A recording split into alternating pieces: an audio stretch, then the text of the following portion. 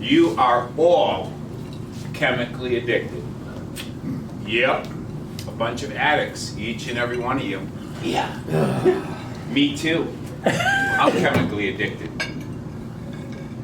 When you think about being chemically addicted, most of us think about drugs, legal or illegal substances that some people put into their bodies. But that's not what I'm talking about at all. I'm talking about your internal chemical, your chemical hormones that your body produces every day. Everything you do physically, think emotionally or psychologically, or eat nutritionally becomes a chemical or chemical hormone inside your body. When you exercise, your body releases chemical hormones called endorphins, which ounce for ounce are actually more powerful than morphine as a pain reliever. Although morphine works well. I was on that when I broke my ribs. It was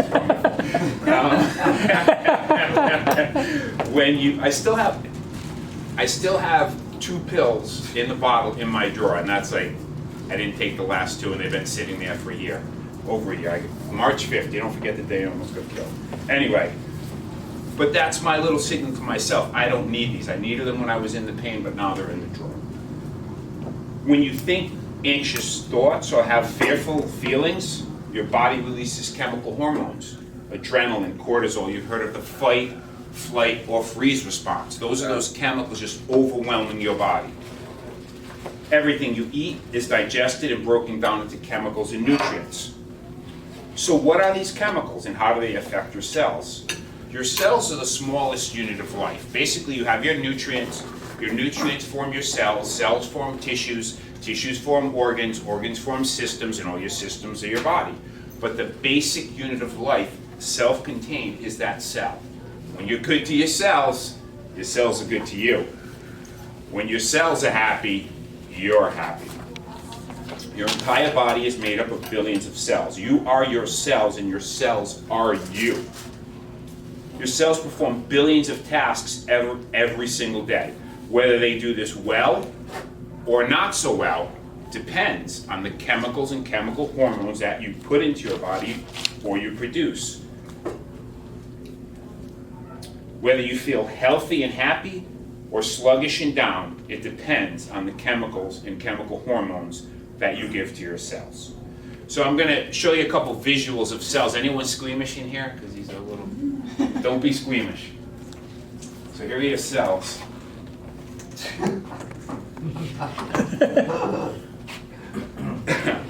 So physically, obviously, you've got this guy. He looks pretty happy, right? He's got rainbows and sunshines going on. He's getting some good chemicals. This guy over here, I don't know. He just got laid off. His wife left him. His dog got ran over. I don't know. He's got a bunch of different chemical hormones going on. Physically, you can impact your cells by exercising. When you exercise, you increase the presence of 2 important chemicals. Endorphins, which we've already talked about, but oxygen. You don't realize every single cell in your body must have oxygen. Ischemia. When you have a heart attack, your heart's not getting oxygen, it dies, and it hurts. Your cells need oxygen. The more you exercise, the more oxygen you bring in. Most people think of exercise, they think of big muscles, or they think of, you can bench press a Toyota, whatever. Oxygen benefits your brain the most. Your brain only weighs 2 or 3 pounds. Some of you last, I'm not going to point to anybody in this room, but it uses 25% of your body's oxygen. So you think of all the organs in your body, your brain by far needs the most oxygen. Exercise is best for your brains. Yes, it helps your lungs, your heart, cardiovascular system, your muscles, but the #1 organ it benefits is the noggin. Endorphins are a natural pain reliever. They produce a feeling of well-being. What do you want to do in life? You want to feel good. You want to feel good physically. You want to feel good emotionally. How do you do that? You produce the hormones that make you feel that way. Oxytocin is I call it the bonding chemical. When a woman is pregnant, her body, when she's about to give birth, releases massive amounts of oxytocin. It does that biologically. That's how the baby gets pushed along. I won't get into that. But what it does, it's a bonding chemical. You hear a woman say, oh my God, as soon as the baby was born, I was bonded to it. Because you're releasing oxytocin. You can do this through friendship, through love. There's lots of ways to produce oxytocin. Just be kind to each other. Be kind to yourself. There are lots of ways to have these chemicals be released into your body. Nutritionally, I mean, this is, come on, we all know this. Everything you eat is processed into chemicals, nutrients, and minerals. Carbohydrates, fats, proteins are used as energy to power your cells, but also the building blocks to construct new cells.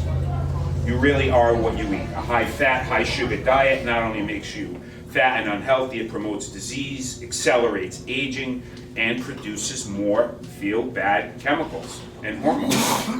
Eating healthy food keeps you lean and healthy, but it also provides strong building blocks to rebuild your cells and help produce feel-good hormones.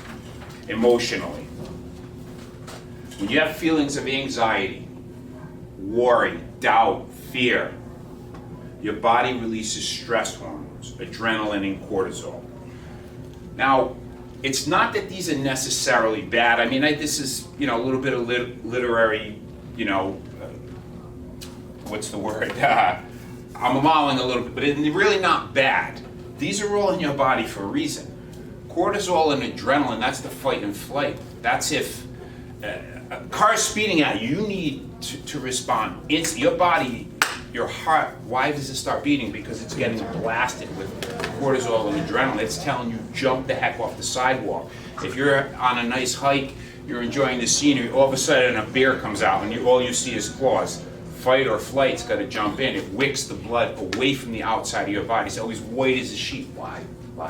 Because your body biologically is physically taking all the blood from the exterior body and putting it to the interior. Why? 2 reasons. If that bear cuts you or scratches you, you're going to bleed less. Number 2, it's bringing all that blood, which contains the oxygen, to your heart, your lungs, and your internal organs. So it's wicking it away. So these are physical manifestations that happen in your body. The smallest gland in your body, it's a pea-sized gland in your brain. It's called the pituitary. That is where thoughts become things. So what does that mean? It's a 2-part gland. The first half of the gland basically gets electrical impulses. So if you see people on a CAT scan or a PET scan and they're thinking about something, you'll see certain areas of their brain light up. Those are the electrical signals. But what happens is in the pituitary gland, the second half of that gland releases chemicals and chemical hormones. It gives signals to all your other glands, your adrenal glands. Hey, it doesn't say there's a bear. It doesn't know if it's a bear, a car, or you're just worried about the job interview tomorrow. It sends the same signal, fight or flight. So you can see how that can help you if you're in the woods or the car is about to hit you and you get that strength and reactivity to jump out of the way. But maybe it's not good if you're doing that to yourself every day through worry and fear and anxiety. It wears you down eventually. Basically, the human body is a giant chemistry set. The mind, the pituitary gland, writes the prescription. Your body fills the prescription through your endocrine system and your glands. Physical, emotional, and nutritional health are completely interrelated. They act together to either produce feel-good or feel-bad chemicals and hormones. Most of what we do is done through habit, and those habits create our chemical addictions. Whether you're addicted to seeing your 2-year-old daughter run up to you and say, "Mommy, Mommy, Daddy, Daddy," that's a good thing to be addicted to, those feelings.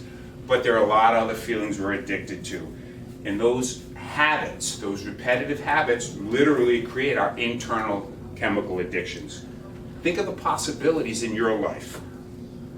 What new habits can you form? What new thoughts can you think? What new actions can you take? What new chemical addictions can you create to improve your life to help make you healthier, happier, and more fulfilled? Mr. Toastmaster.